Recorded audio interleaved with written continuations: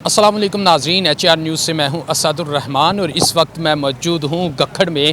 سابق وزیر اعظم پاکستان عمران خان کا قافلہ جو لاہور سے اسلام آباد کی طرف رواں دواں ہے، ان کا یہاں پر گکھڑ میں روٹ چینج ہونے کے بعد اب یہاں پر ان کا استقبال کیا جائے گا۔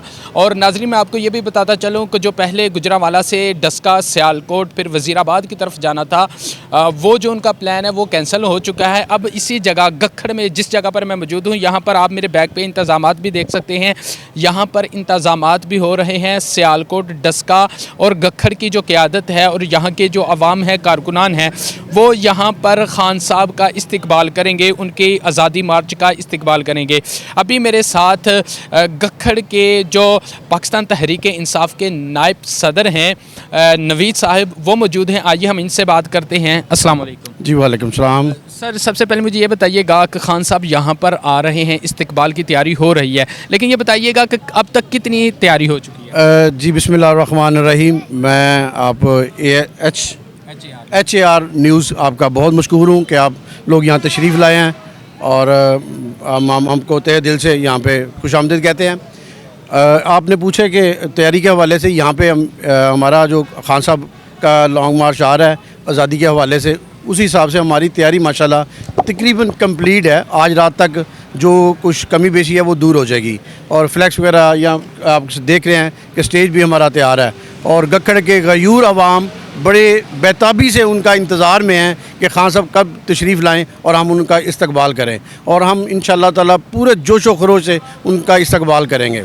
ابھی ہم دیکھ رہے ہیں انتظامات ہو رہے ہیں، یہ انتظامات آج رات تک کمپلیٹ ہو جائیں گے؟ جی انشاءاللہ ہمارے تقریباً 7-8 بجے تک ساؤنڈ سسٹم اور دوسری جو بھی انتظامات ہیں وہ پورے ہو جائیں گے، اور حسب شیڈول کل پھر انشاءاللہ تعالی خان صاحب ہمارے پاس 2 بجے کے قریب تشریف لائیں گے، اور ہمارا پروگرام ہے آتش بازی کا، اور باقی جو بھی عوام سارا بھرپور طریقے سے ان کا استقبال کریں گے۔ یہاں پر استقبال ہوگا کہ یا خان صاحب نے یہاں پر سٹے بھی کرنا ہے؟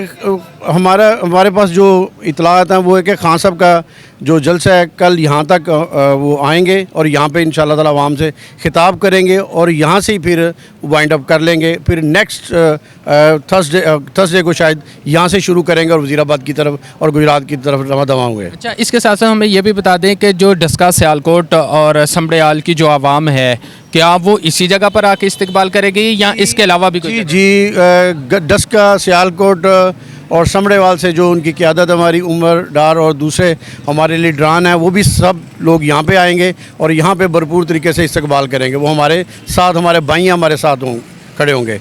اور دوسرا میں آپ کا مشکور ہوں، اور صحافت کے حوالے سے میں آپ کی صحافی برادری کے حوالے سے بات کر دوں کہ اس امپورٹڈ حکومت نے جو ظلم کیے ہیں یا ظلم کر رہے ہیں اس کے متعلق ہم پورا کنڈیمپ کرتے ہیں، اور آپ کی صحافی برادری کے ساتھ کھڑے ہیں۔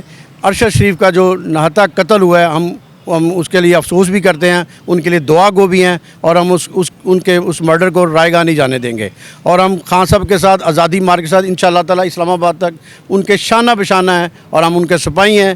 ہم لوگ ان کے لیے جان دینے کو بھی تیار ہیں، اور ہم اب حقیقی آزادی حاصل کر کے ہی مڑیں گے وہاں سے۔ جی تو ناظرین، آپ نے سماعت کیا جس طرح کے ان کے جذبات تھے کہ حقیقی آزادی جو ہم دیکھ رہے ہیں لاہور سے اسلام آباد کی طرف رواں دواں ہے، اور یہاں پر ہمارے جو صحافی برادری کا انہوں نے ذکر کیا، ارشد شریف صاحب نے اپنی جان کا نذرانہ پیش کیا، اس کے ساتھ ساتھ 5 نیوز کی جو ایک صحافی اینکر پرسن تھی، انہوں نے اپنی جان کا نذرانہ پیش کیا۔ یہ آزادی کے لیے نکلے ہوئے ہیں، ان کے جذبات یہ ہیں۔ یہی بات کہتے ہوئے اپنے اس پروگرام کو ختم کروں گا کہ ایک طرف ہے جنتا ساری اور ایک طرف ہیں چند گرانے۔ اپنے میزبان اسد الرحمان کو اجازت دیجیے۔ اللہ حافظ۔